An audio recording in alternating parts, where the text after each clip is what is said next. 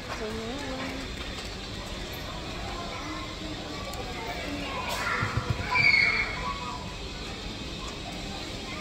I'm doing my food shopping, and then I remember hindi pa pala ako nakapag-upload today. So ito, tumigil muna tayo para mag-upload para sa inyo, mga kaibigan.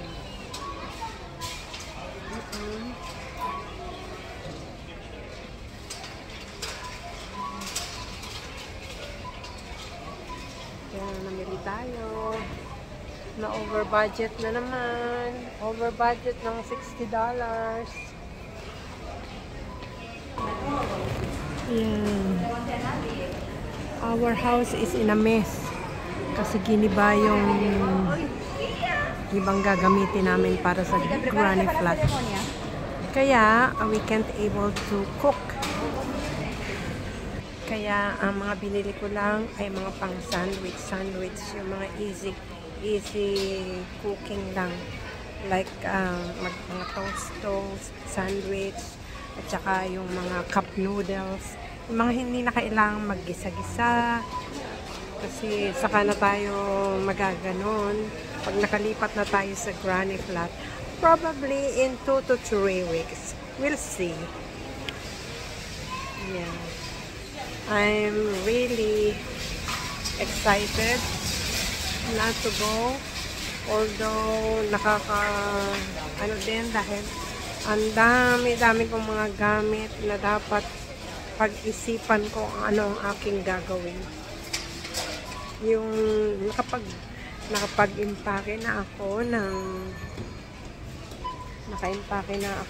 mga 1 box para ipadadala sa Philippines. Charity baga. Mga magaganda pa siya. Maganda pa siya. Actually, talagang pwede pang gamitin. Kaya lang, hindi ko naman pwedeng dalhin lahat, diba? Kaya I need to decide what to do. So anyway,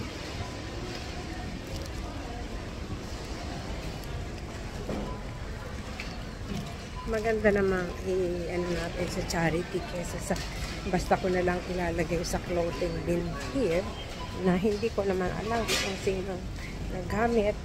Pero maganda na rin kung sa Philippines ipadala kasi sabi ng sister ko meron siyang mga pagbibigyan na mga ka-church niya. So I'm happy na rin. Now, after I do my food shopping, syempre, dadalaw muna tayo sa ating mga apo bago umuwi. Syempre, that's my priority.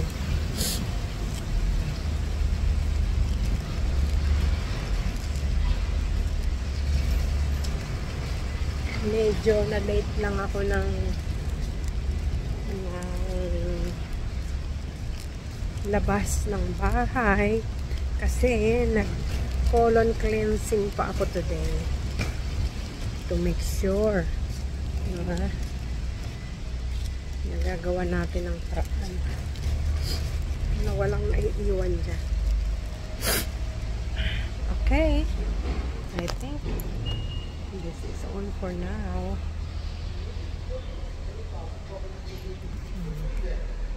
Nasa park.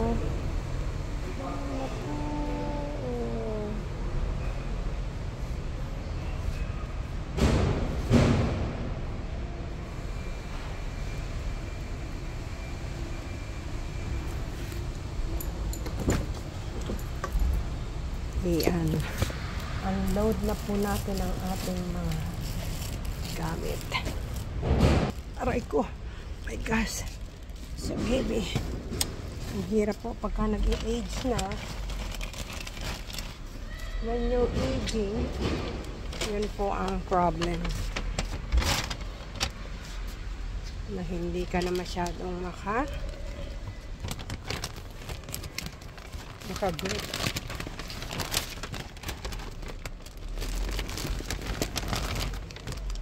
Yan din ang dahilan kaya parang hesitant din tayong magtrabaho na.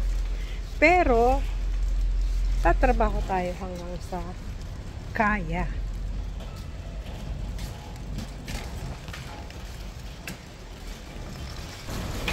Diyan ako dati nagpapalinis ng car.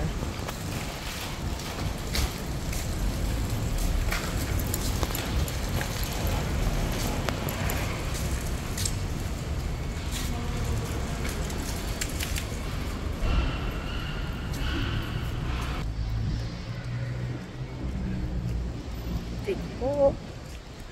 Bye-bye na. Till next time.